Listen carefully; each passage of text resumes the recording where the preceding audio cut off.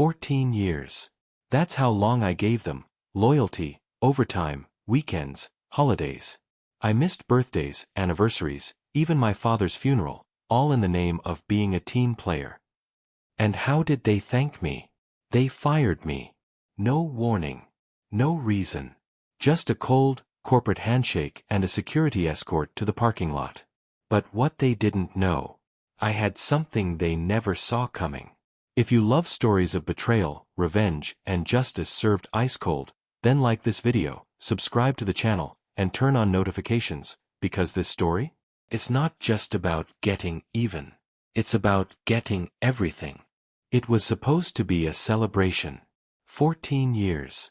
6,205 days of showing up early, staying late, mentoring new hires, saving projects, fixing other people's messes. I even wore my best shirt that day, light blue, freshly ironed, because I thought maybe, just maybe, someone in the company would remember. Turns out, they did remember. But not for the reason I hoped. At 10:13 a.m., my manager called me into the conference room.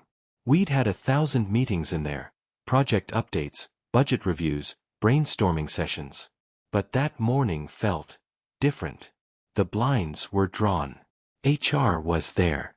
And nobody offered me coffee. "Take a seat, Paul," my manager said, eyes low. I sat, heart thudding. HR cleared her throat. "Effective immediately, your employment with Zenith Corp is terminated." I blinked. "I'm sorry, what?" No explanation. No performance review. Just a packet of papers and a box for my things. But why? They looked at each other. "Company restructuring," HR muttered. That was it. No thank you. No handshake. No, "we'll miss you." Just a cold walk to my desk while someone from security hovered behind me like I was a criminal. I packed slowly, mechanically. A photo of my kids. The mug they gave me on my 10th work anniversary. A paperweight shaped like a rocket that I won in the company trivia night. And then I noticed something strange. On my desk was a printed spreadsheet. One I hadn't seen before. It listed several names, mine among them, with strange columns: legacy access, internal systems, potential risk. It looked like an internal audit document. Not something meant to be left out in plain sight. So I did something I never thought I'd do. I took a photo of it with my phone. Then I placed it back exactly where I found it and walked out. I didn't even say goodbye. I didn't want to give them the satisfaction. But in the parking lot, sitting in my dusty Toyota, I stared at that photo for a long time. Something wasn't right. That list, it wasn't about performance. It was about liability. And that's when I realized. They didn't fire me because I was weak. They fired me because I knew too much. And they were hoping I'd leave quietly. They were wrong. So very wrong. For the rest of that day, I couldn't stop staring at the photo I'd taken. The spreadsheet wasn't labeled, but it didn't need to be. I knew the internal formatting like the back of my hand. After all, I helped build some of those data systems. But this document wasn't about performance or restructuring. It was a risk matrix. Each name had a risk score next to it. Mine. 9.5 out of 10. Under comments, there were notes like, "A legacy system access, critical. A aware of deprecated finance pipeline. A original developer of report link v1. What did that mean? It meant they didn't fire me because I was underperforming. They fired me because I knew where the bodies were buried. Figuratively speaking. 17 years in the same company leaves fingerprints. I'd been part of the original team that built the finance reporting system, the one that handled budget forecasting, bonuses, and vendor payments. And I knew its flaws. One in particular. A data inconsistency loophole I had flagged 3 years ago, which could allow certain transactions to bypass internal review. I reported it in an internal memo. It was ignored. And now that loophole had a name: potential risk. I went home that day in a fog. My kids were at school. My wife was working. I had nothing but time, and a storm building inside me. By the time the sun went down, I had a new folder on my desktop titled Insurance. And I was just getting started. First thing the next morning, I booted up my old personal laptop. Not the company one, they'd already locked me out of that. But years ago, I had created a private backup of my dev environment. Sandboxed, encrypted, and entirely legal since it was my own testing architecture for side projects. What they didn't realize was that some of those side projects overlapped with tools I built for Zenith Corporation. Not the source code, nothing confidential, but enough to simulate parts of their finance system. I recreated the reporting module from memory. It wasn't perfect, but it was enough. And sure enough, the bug I remembered still worked. It allowed duplicate vendor entries to slip through the system if input during a specific window, 5 to 5:15 p.m., right before daily sync. That meant someone could process a duplicate payment that wouldn't trigger a flag until end-of-month audits. But by then, it could be buried. And those audit files? I remembered seeing Jason's name on them. Jason Carmichael, Senior VP of Finance. He was my boss's boss. Untouchable. Corporate royalty. And he signed off on a very specific vendor contract 2 years ago, something I always thought looked suspicious. The vendor didn't even have a public-facing site. Now I was starting to connect dots I'd ignored before. And I wasn't the only one. I called an old friend from IT, Ravi. Quiet, loyal, and sharp. He answered on the first ring. "Paul? Are you okay?" I told him what happened. He paused. Then said, "You didn't hear it from me, but you're not the only one. 3 other people in legacy dev got axed this week. All within hours. Same excuse. Word for word." And then he said something that made the hairs on my neck rise.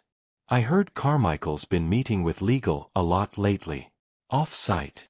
It was all fitting together now. Jason was using the flaw. He was hiding payments. And the people who knew how to trace it. He was getting rid of them. Ravi and I made a plan. He'd gather what he could quietly.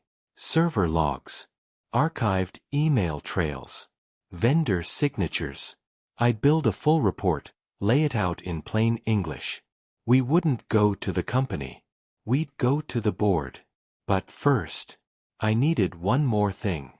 I needed to talk to someone who'd been silenced. And I knew exactly who. Her name was Daniela. She used to work in procurement.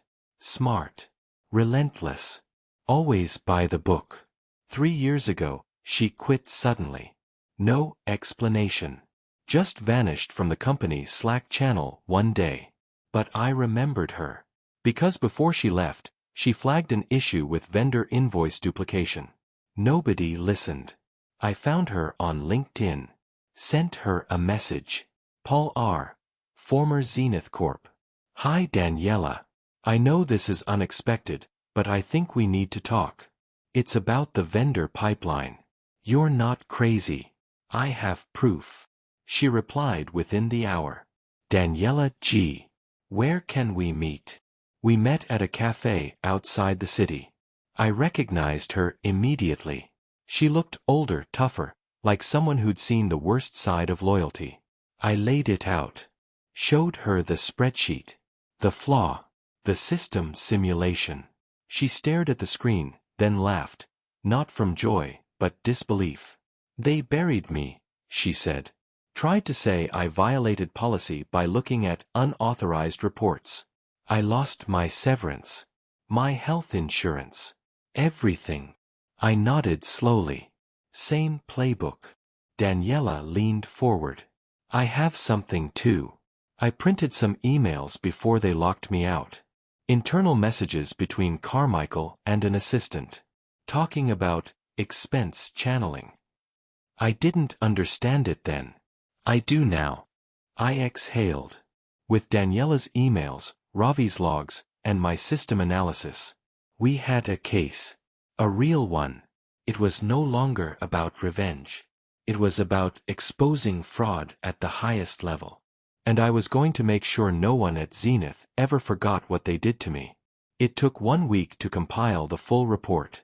I labeled it Project Lazarus, because I was coming back from the dead. Ravi provided the system logs, flagged entries during the late shift showing irregular transactions. Daniela contributed 6 internal emails, including one where Jason Carmichael literally typed the words. If it clears audit, that's all that matters. Let the legacy guys worry about code. And me. I built a timeline of every red flag that Zenith Corp had ignored, complete with screenshots, user IDs, financial summaries, and 2 confirmed vendors that linked to the same offshore bank account in the Cayman Islands. I didn't go to HR. I didn't go to my old manager. I emailed 3 members of the board of directors, all of whom had reputations for valuing ethics, especially Mr. Raymond Ellis, the head of the compliance committee. Subject line, urgent, high-level financial misconduct involving senior VP. I attached the report. Then I waited. 12 hours passed. Then 24. At 7:42 a.m. the next day, I got a call from an unlisted number. Mr. Roberts, this is Ellis. I just finished reading your report. I need to speak with you, in person. Today. We met in a private conference room at an off-site location near the downtown offices. He shook my hand firmly. His eyes were sharp, focused. I'll be honest, he said. This is serious. Very serious. I know. If this is true, it's not just fraud. It's a cover-up. And if what you're suggesting is correct, Carmichael's been channeling vendor payments into shell accounts under false names. He paused. And the company fired you without explanation? I nodded. Ellis leaned back and exhaled slowly. That won't stand. I'm convening an emergency meeting. Before I left, he said one last thing. Paul, thank you for not walking away. Most people would have just taken the loss. I smiled, but it wasn't a happy one. Oh, I did take the loss. But they didn't know I'd use it to light a fuse. Word got out fast. 2 days after Ellis's review, Jason Carmichael's face was scrubbed from the company website. His assistant, one of the few who stayed silent during the investigation, was placed on leave. The CFO released a vague statement to department heads about internal restructuring and transparency improvements. But the real news came in a leaked memo from legal. Jason had resigned, for personal reasons, pending full cooperation with a financial audit. Translation: he was caught, and they were scrambling to contain the fire. I hadn't set foot in the Zenith building in almost a month. But now they were reaching out to me. I received an official email from HR. We understand there may have been misunderstandings during your separation. We'd like to discuss a potential consulting opportunity, with compensation. Consulting opportunity? Please. They wanted to buy my silence. So I called Ellis. They want to bring me in as a contractor, I told him. He chuckled. That's PR damage control. Ignore it. We're opening a formal inquiry, and your full reinstatement will be on the table. He paused. And if you prefer, I'll back you if you want to go public. That night, I couldn't sleep. Not from fear. But from something else I hadn't felt in a long time. Power. And I wasn't done using it. 3 weeks later, I was officially invited back to Zenith Corp. Same salary. Full benefits. Clean slate. They even offered a transition bonus of $25,000 for my inconvenience. I stared at the offer letter in disbelief. 17 years of loyal service, erased in a day. But now, they were begging me to return. My wife sat next to me at the kitchen table as I read the email out loud. She looked me in the eye. You're not actually thinking about going back, are you? I'm thinking, I said carefully, about leverage. Because returning wasn't about comfort. It was about access. I wrote back with conditions. 1. A promotion to Director of Systems Integrity. 2. Direct reporting line to compliance, not IT. 3. A non-negotiable clause allowing full transparency reports. 4. Full credit in the internal announcement of Jason Carmichael's departure. 2 hours later, they agreed. That week, Zenith issued a company-wide memo. We are proud to welcome back Paul Roberts, who will be heading a new initiative focused on accountability and system transparency. No apology. No admission. But everyone knew. Every employee in that building read between the lines. The guy they fired. He came back with more power than ever before. And Carmichael? Word had it that a federal investigation was underway. Because one of the vendor payments had been traced to a personal expense, a private yacht lease. Yeah. Real subtle. So I stepped back into the building not as a defeated ex-employee, but as the man who brought down a giant. And I wasn't finished yet. Walking back into Zenith Corp was surreal. The same beige walls. The same stiff carpet. The same scent of burnt coffee from the third-floor break room. But something had shifted. This time, they were nervous. People glanced up from their desks as I passed. Some nodded with cautious smiles. A few avoided eye contact altogether. I could feel it in the air, whispers, uncertainty, maybe even a little fear. I wasn't the same Paul they remembered. I'd spent nearly 2 decades as the dependable guy, the fixer, the yes-man. But now, I was something else. I was the man who uncovered a scandal and walked back in with a new title and executive authority. And I intended to use it. My first move as Director of Systems Integrity was simple. Freeze all discretionary vendor payments.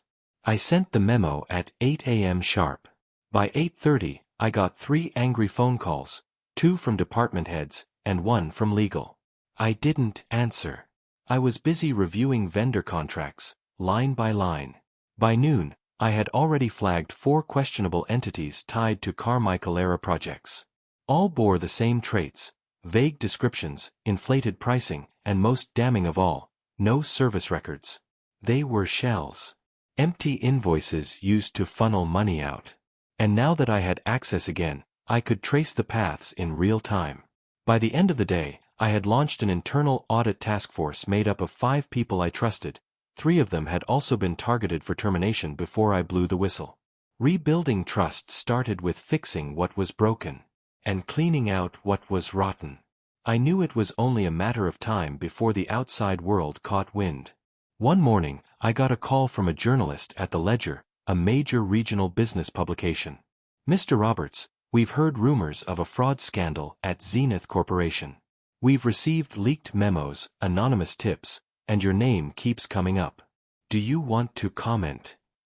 I paused. I'd be happy to, I said. We scheduled an interview. I didn't slander anyone. I didn't gloat. I simply told the truth. I gave this company 17 years. I was let go without cause. And that led me to uncover a pattern of financial misconduct that had been ignored for years. What I did wasn't revenge. It was responsibility. The article ran 2 days later. Headline: Fired after 17 years. Then he brought the company's corruption to light. The response was immediate. Shareholders started asking questions. Emails flew across departments. A special meeting was called to address public perception. But I didn't care about perception. I cared about change. Within the week, the company announced new whistleblower protections, an external audit firm was hired, and the CEO, who had quietly approved Jason Carmichael's vendor contracts, resigned for health reasons. Health reasons, my ass. He just didn't want to face a deposition. Fine by me. The federal investigation into Carmichael moved quickly. Thanks to the documents Daniela and I provided, and the logs Ravi recovered, they had a clear trail of fraud, embezzlement, and willful cover-up. Carmichael tried to lawyer up, but the evidence was overwhelming.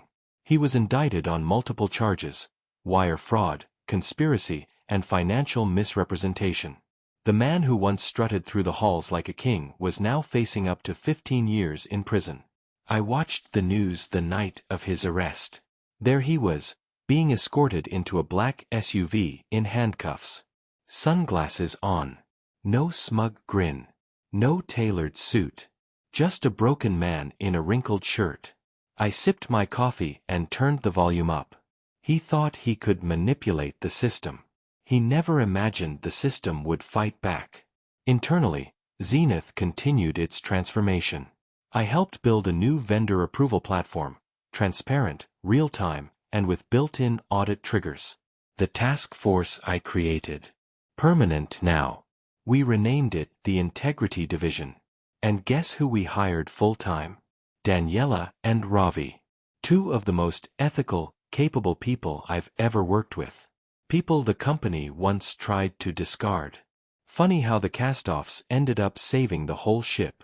One day, I caught Daniela in the hallway staring at the framed Core Values poster. She laughed. Remember when those words used to mean nothing? Yeah, I said. Now they mean you still have a job. She smiled. I think you saved this place, she said. No, I replied. We did.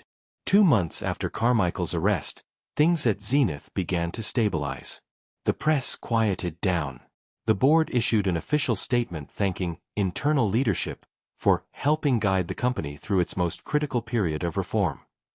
They didn't mention my name directly, but the people inside the building knew. The real recognition came later. At a quarterly leadership meeting, Mr. Ellis, head of the board's compliance committee, stood in front of 50 of the company's senior-most executives and made an announcement. Paul Roberts has not only helped us clean up our operations, he's restored something far more valuable: trust. That's why, effective immediately, he will be promoted to Vice President of Integrity and Security. The room erupted in polite applause. I kept a neutral expression as I stood, nodded, and accepted the position. But inside, it was complicated.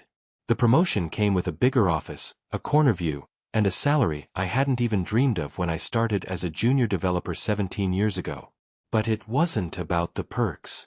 It was about the power to protect. I now had direct oversight of system development, vendor approvals, internal audits, and whistleblower policies. I reported only to the CEO and the board. The company that once saw me as disposable was now counting on me to guard it. It wasn't revenge anymore. It was responsibility. And I took it seriously. A week later, I visited a different office entirely, a courtroom. Carmichael's sentencing hearing. I wasn't required to attend. But I wanted to see it through. He wore a gray suit, his posture stiff, his eyes hollow. His lawyer read a statement about stress, poor judgment, how he never meant to harm anyone. But the judge wasn't impressed. You violated the trust of your colleagues, your company, and the public. You enriched yourself at the cost of others and silenced those who tried to do the right thing. She sentenced him to 8 years in federal prison and ordered restitution to the company and its employees. Carmichael didn't look at me as he was led away. I didn't need him to. His story was over. Mine wasn't. A year after my termination and return, Zenith Corp looked like a different company. The boardroom was no longer a den of politics and ego. The IT floor was alive with collaboration and energy. Transparency wasn't just a buzzword, it was policy. One morning, a new hire stopped me in the hallway. "Mr. Roberts," she said, nervously clutching her notebook. "I read the article about you before I took this job. I just wanted to say, it inspired me." I smiled. "Call me Paul." She nodded. "Thanks, Paul. I hope I can make a difference here too." "You already are," I said. "You showed up."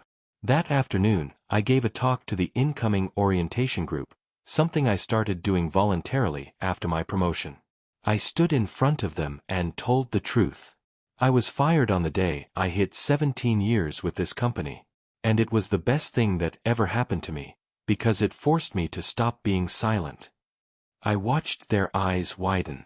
"Here's the thing no one tells you," I continued. "Loyalty isn't about obedience. It's about courage. It's about standing for what's right, even when it's uncomfortable." I could feel the room leaning in. If any of you ever find yourself in a situation where your instincts say something's wrong, say something. Document it. Speak up. Don't wait until you're escorted out to realize your worth. They clapped when I finished, but I didn't need the applause. I had something better. Peace. Not the kind that comes from getting back at someone. The kind that comes from knowing you stood your ground. That you told the truth when others lied. That you became more because someone underestimated you. And maybe that's the real ending of this story. Not revenge. Reinvention. So, to the people who fired me, thank you. You thought you erased me. But you gave me the pen to write a better chapter. And I wrote it in ink. The end.